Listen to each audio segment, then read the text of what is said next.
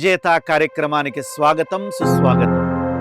అసాధ్యము అనేది మూర్ఖుల నిఘంటువులో మాట, నా డిక్షనరీలో అసాధ్యము అనే పదం లేదు అంటాడు నెపోలియన్. ఈ కొటేషన్ నాకెందుకు ఇప్పుడు గుర్తొచ్చింది అంటారా? క్రికెట్లో మొట్టమొదటిసారిగా 1983లో ప్రపంచ కప్ని భారతదేశం సాధించినప్పుడు కపిల్ దేవుని క్రికెట్ దేవుడు అని చెప్పేసి అన్నారు. కపిల్ దేవుని క్రికెట్ దేవుడు అనే లోపులోనే సచిన్ టెండూల్కర్ వచ్చి మొత్తం క్రికెట్ చరిత్రనే మార్చేసి అద్భుతాలు సృష్టించాడు. సచిన్ సూపర్ అనుకునేసరికి ధనాధన్ ధోని వచ్చి తన యొక్క షాట్లతో సచిన్ని మైమరిపించే విధంగా చేశాడు. మొత్తం వీళ్ళందరి రికార్డులను బద్దలగొట్టుకుంటూ వస్తున్నాడు వైభవ్ సూర్యవంశీ. అందుకనే ఈ కొటేషన్ గుర్తుకు వచ్చింది.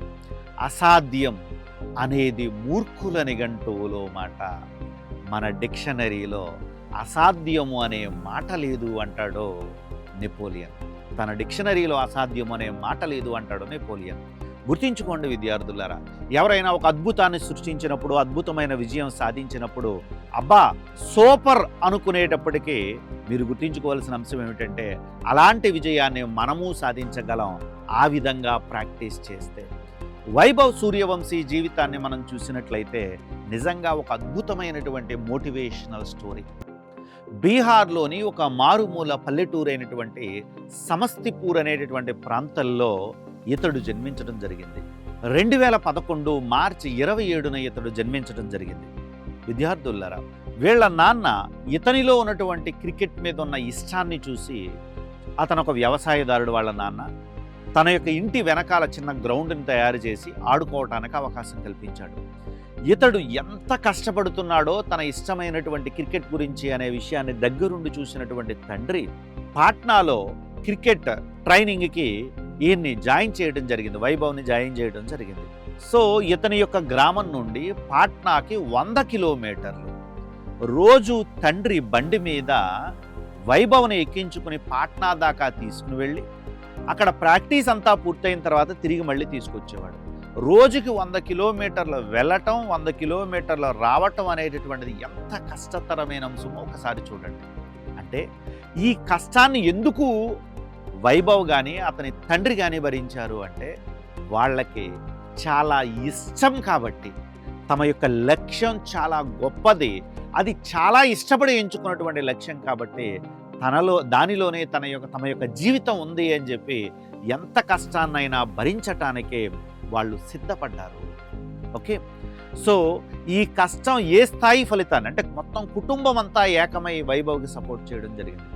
ఉదయం 3 గంటలకి తల్లి లేచి టిఫిను భోజనం వండి క్యారేజీలు పెట్టి తన కొడుక్కి తన భర్తకి కూడా క్యారేజీలు పెట్టి ఇస్తే వాళ్ళు ఆ యొక్క ఫుడ్ను పట్టుకుని పాట్నా వెళ్ళేవారు. అక్కడ ప్రాక్టీస్ అయిన తర్వాత భోజనాలు గట్టా చేసి మళ్ళీ తిరిగి తమ యొక్క ఊరికి రావడం జరిగేది. అంటే మొత్తం కుటుంబం అంతా కూడా ఆ లక్ష్యం కోసం ప్రయత్నం చేయడం జరిగింది.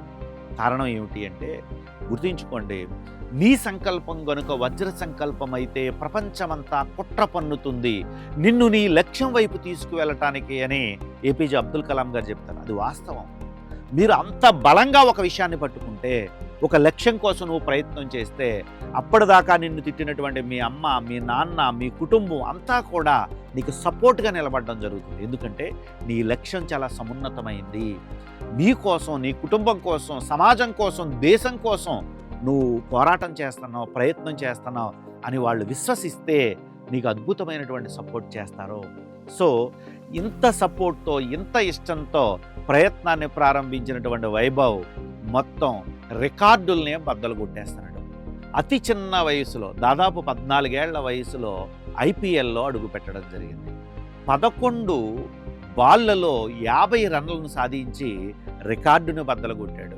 ఐపీఎల్లో అతి చిన్న వయసులో 776 పరుగుల్ని చేసి మరో రికార్డును బద్దలు కొట్టాడు.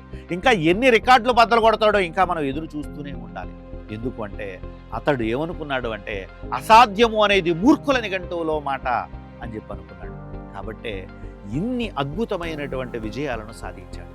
ఇతని జీవితం మనకు నేర్పుతున్న పాఠం ఒకే ఒక్కటి, నీ లక్ష్యాన్ని ఇష్టంతో ఎంచుకో, ఇష్టంతో పనిచేయి.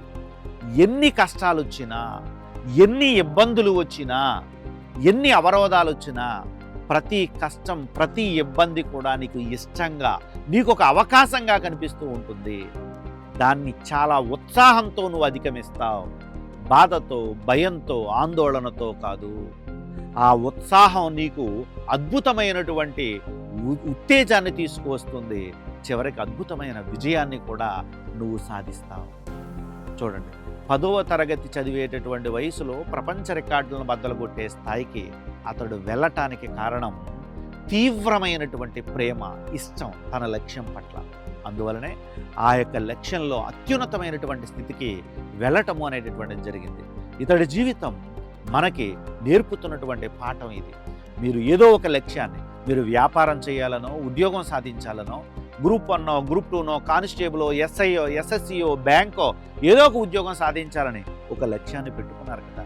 ఆ లక్ష్యాన్ని ఇష్టంతో పెట్టుకోండి. ఆ ఇష్టం ఎలా ఉండాలంటే, ఆ లక్ష్యంలో ఎదురయ్యే ప్రతి సమస్య కూడా మీకు భయాన్ని తీసుకురాకూడదు, మీకు అద్భుతమైన ఉత్సాహాన్ని తీసుకురావాలి. ఎస్, నాకు ఈ టాపిక్ రావట్లేదు, నేర్చుకోవాలి, నేను ఇష్టంతో నేర్చుకోవాలనే ఉత్సాహంతో మీరు అడుగు పెట్టండి. 100% మీరు గెలుస్తారు.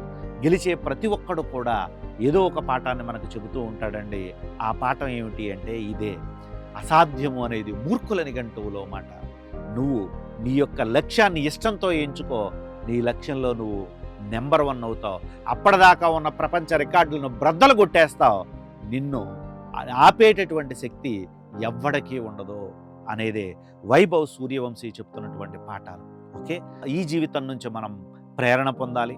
మనం మన యొక్క లక్ష్యాలను సాధించడానికి మార్గాలను వెతుక్కోవాలి. మార్గాల్లో ఎదురైనటువంటి అవరోధాలను అధిగమించాలి. మీరంతా గెలవాలని మనస్ఫూర్తిగా కోరుకుంటున్నాను. Thank you. జై హింద్.